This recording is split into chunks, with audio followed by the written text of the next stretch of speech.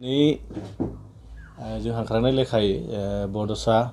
टाइमेट आरो बड'लेण्ड बुब्लि बे मोनथाम निउस चेनेलसिम गिबियावनो जोंनि बड'लेण्ड मुभमेन्ट एक्सप्रेस एस'सियेसननिफ्राय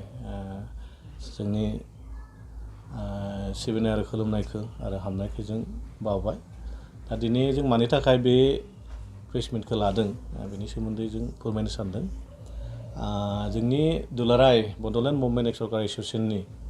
मोनसे बिथोन महरै जों भेरगाव जिल्ला बड'लेण्ड मुभमेन्ट एक्सप्रेस एस'सियेसना जोंनि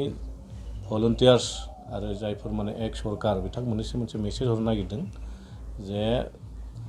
दुलाराय बड'लेण्ड मुभमेन्ट एक्सप्रेस एस'सियेसननि बिथोन लेखायै जोंनि बे भेरगाव जिल्लानि सिङाव जोंहा मोननै बियाब दङ, कालेगाव 65 नं कालेगाव बियाब आरो बेनिफ्राय 64 नं जोंनि पानारि बियाब।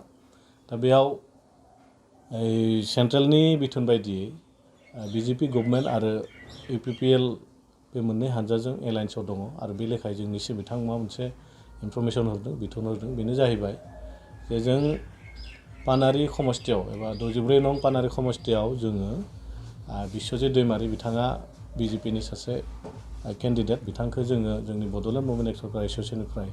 थोंजोङै बिथांखौ जोङो मदद होगोन। बिनिफ्राय 65 नं कलाइगाव बियाब बेयाव इउपिपिएलनि केन्डिडेट कमल आजाद बिथांखौ जोङो थोंजोङै जों बड'लेण्ड मुभमेन्ट एक्सप्रेस एस'सियेसननिफ्राय मदद होनाय जागोन, सापर्ट होनाय जागोन। बे लेखायै जोंनि जिहेथु माखासे डिमान्डफोर दङ बड'लेण्ड मुभमेन्ट एक्सप्रेस एस'सियेसननि, बे डिमान्डफोरनि थाखाय जोङो बिटिआरनि चिफ बिथां सार प्रमद बर' आरो बिजेपि गभर्नमेन्टनि आखायावबो जोंनि मेम'रेन्डामफोरखौ गथायनाय जादों।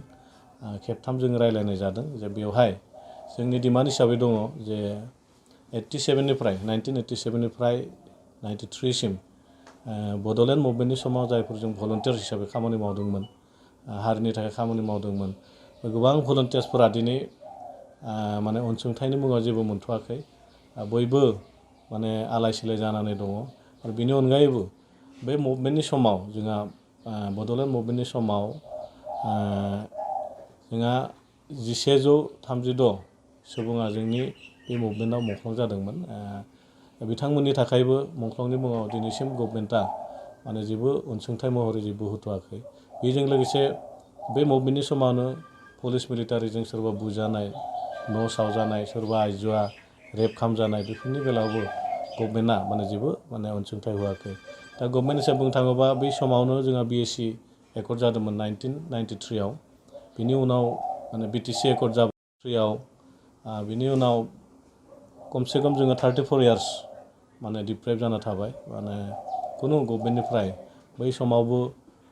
कंग्रेस गभर्नमेन्टनि समनिफ्रायबो जों जेबो अनसुंथाइ मोनाखै। बिनि उनाव बिटिआराव मोनसे राजखान्थि गोहो फैबाय बर'नि गेजेराव, बिटिसिआव बे जाबाय माने बिपिएफमोन बा नांगोल पार्टिमोन। बिथांमोनाबो 17 बोसोर जोंनि बै आगोलनि बे भलुन्टियार फर्सनि मावथि बिथांमोनखौ जेबो माने थांना थानायनि जेबो राहा लामा खालामनानै होथ'वाखै। फैयै फैयै जों 2020 मायथाइनि जा 27 जानुवारियाव जा मोनसे गोदान एकर्ड जाबाय, एबसु एनडिएफबि एबिपिअ ज' जानानै जा एकर्ड खालामबाय, बे एकर्डआव माखासे क्लसेसफोराव माखासे जोंफोरबायदि आगोलनि मावथिफोराबो माबा मोनसे अनसुंथाइ मोननायनि माखासे बेयाव क्लसेस थानाय लेखायै जों खेबथामसो प्रमद बर' बिथांजों जों रायज्लायबाय आरो बिथाङाबो जोंफोरखौ खोथा होदों जे आंनि बै सरकारनि समाव नोंथांमोनखौ थांना थानायनि राहा लामा आरो जायफोर मानसिया बै समाव भिक्टिमाइज जादोंमोन नोंथांमोननि थाखाय बायदिसिना स्किमनि गेजेरजों जे नोंथांमोनखौ थांना थानायनि राहा लामाखौ खालामनानै होगोन होननानै बिथाङा जोंफोरखौ खोथा होदों। आरो बे लेखायै जोंबो नैबे दा फैबाय थानाय एसेमब्लि इलेक्सनाव एबा बिधान सभा इलेक्सनाव जोंबो जेराव बिपिएफनि बिजेपिनि जेराव सिंगेल केन्डिडेट दङ, बेवहाय जोंनि बे बड'लेण्ड मुभमेन्ट एक्सप्रेस एस'सियेसना बिजेपिखौ सापर्ट होगोन आरो जेराव जोंनि इउपिपिएलनि केन्डिडेट थागोन बेयाव जों इउपिपिएलखौ सापर्ट होगोन। आरो बेबायदि जोंनिसिम जोंनि मिरु आफादनिफ्राय बिथोन होदों आरो बे लेखायै माने जोङो दिनै खामानि मावनो थाखाय माने रेडि जाखादों। आरो दिनैनि बे चेनेलनि गेजेरजोंनो आं जोंनि बे भेरगाव जिल्लानि सिङाव थानाय गासैबो जोंनि सोद्रोमा बिथांमोनखौ आं खावलायनो नागिरदों जे जोंनि पानारि समस्थियाव जेसेबांखिनि जोंहा मेम्बार दङ सोद्रोमा दङ बिथांमोननि न'खरजों लोगोसे बिजेपिनि जानानै केम्पिं खालामनानै बिथां बिस्वजित दैमारिखौ देरहाहोनो थाखाय आं बे चेनेलनि गेजेरजों पानारि समस्थिनि आन्दोआव थानाय जोंहा मोनब्रै आनसलिक जेरै डिमाकुसि भेरगाव टंला ओमफ्राय खाग्राबारि बै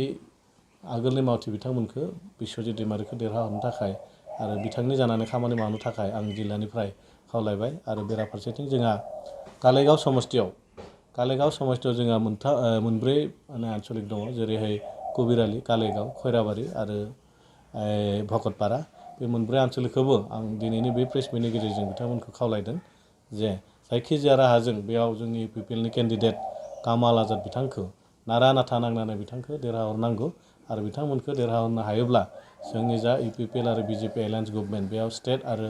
बिटिआर गभर्नमेन्टजों रायज्लायनानै जोङो जा माने जोंनि चार्टार अफ डिमान्ड সমষ্টিত দুয়োটা দলৰ পৰা দুজন কেণ্ডিডেট দিছে যেনে বিজেপিৰ পৰা মধুৰাম ডেকা আপোনাৰ ইউপিপিএলৰ পৰা কামাল আজাদ তাৰ কথা হৈছে কি আমাৰ যিটো বড়োলেণ্ড মুভমেণ্ট এক চৰকাৰ এছ'চিয়েশ্যন তেওঁলোকে ওপৰৰ পৰা যিটো আমাক নিৰ্দেশ দিছে য'ত ডাবল কেণ্ডিডেট থাকিব তাত আমি বিজেপিক ছাপোৰ্ট নকৰোঁ তাত আমাৰ ইউপিপিএল যিহেতু কেণ্ডিডেট আছে এই কামাল আজাদ আমি তেখেতক যিকোনো প্ৰকাৰে জিকাই নিয়াটো আমাৰ লক্ষ্য আৰু উদ্দেশ্য হ'ব আৰু সেইকাৰণে আমি আজিৰ এই মানে প্ৰেছ মিটৰ যোগেদি স্পষ্টভাৱে